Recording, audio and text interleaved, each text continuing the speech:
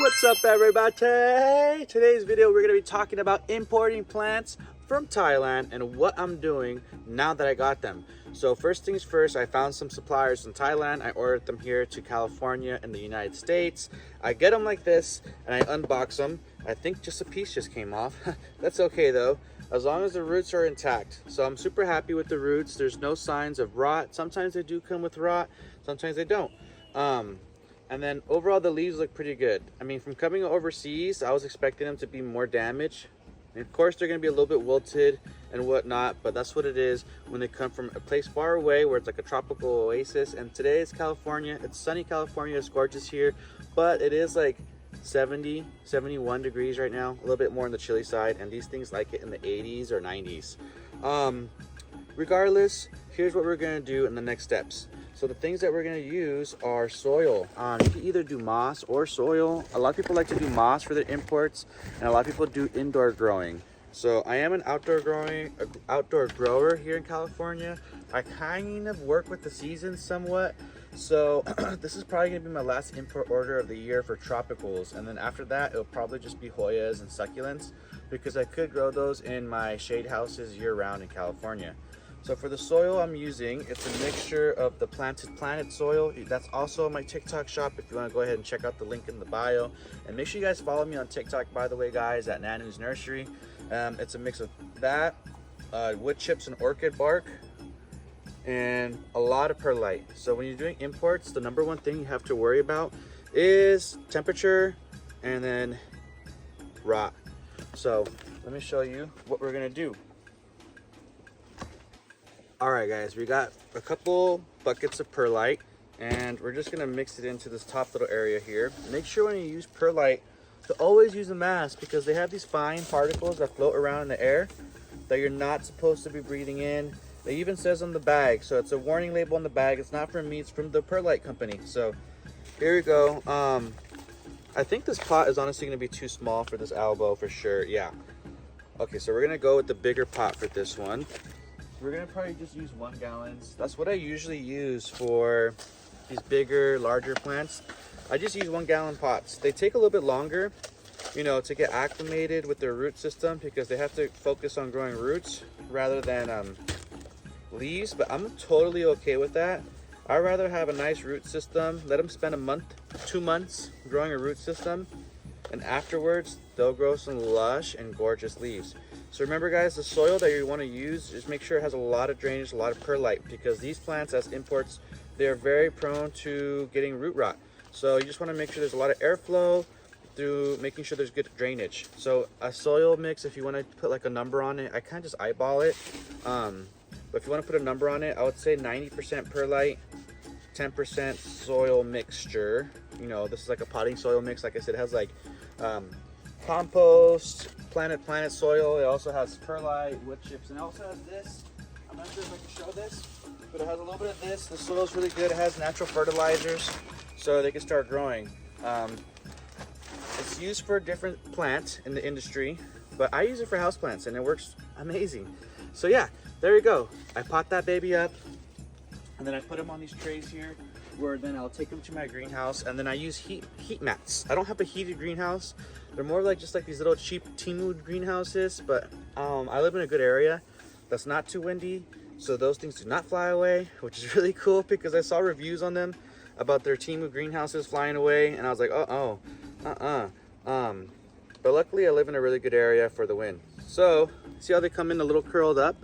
This is a variegated micans. And again, if you guys are watching this video, make sure you guys follow my TikTok page, where I'll either grow a lot of these plants myself, I'll import them and acclimate them, and then make them available after they're acclimated, or I'll buy from wholesalers and we'll resell them too.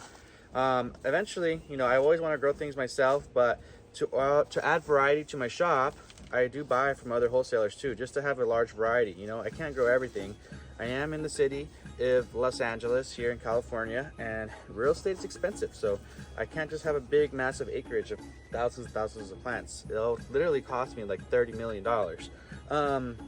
So we're just gonna stick with small batches, cool exotic stuff like this, and whatever I like to personally grow and whatever grows best in my area. A lot of the philosophy that I do when growing plants is basically grow what grows good in your area and focus on selling that, because you know you want to do something that grows in abundance in your area, and it just would make sense, you know. So for me here in California, we grow mainly a lot of succulent growers, cactus growers, and what I've been experimenting with actually are the desert roses. Desert roses are absolutely gorgeous. I don't have one with me right now, but I'll show one. I'll pin one. I'll pin one right here. Put a desert rose. And then also the Hoyas. Hoyas are looking so good, and those ones, I wouldn't say that they can grow in the cold, but they can grow in Southern California winter within my greenhouse, of course. So we have the Hoya decidii, the variegated Hindu robe, the Hoya Wilbur Graves, the Leucanassa variegated, the Matilde Splash, the Rubra, the Crimson Queen, Crimson Princess. So many Hoyas. I have a lot of freaking Hoyas. So make sure you guys check out my TikTok shop again to see what Hoyas I have. If you guys don't have TikTok, I'll also link down my Etsy page. My Etsy page, I'll post up. I don't really post all the new plants right away there because I usually just post on TikTok. And I live stream on TikTok, so I'll usually just sell them on that platform before having to take the time to post them on Etsy, because I do a lot of limited supplies. Like, look at this. Oh, this is absolutely gorgeous. Does anyone know? Drop a comment below if you know what this plant is and you made it this far in the video. This is called the Monstera Swiss Cheese Variegated, or Monstera Swiss Cheese Aurea Variegated, whatever you want to call it. But that's basically what they call them.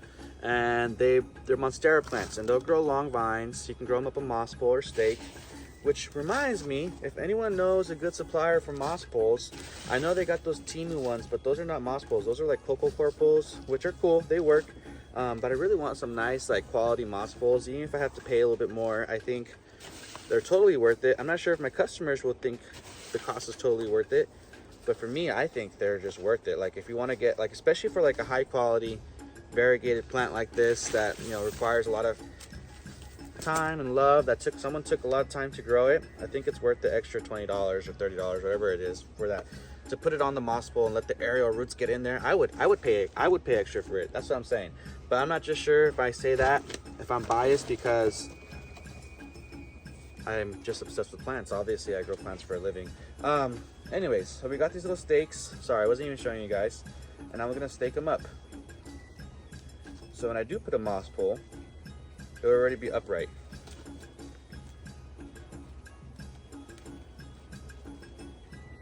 I could probably use, so I don't have that many of these. I know this is ghetto, but we're gonna cut this in half.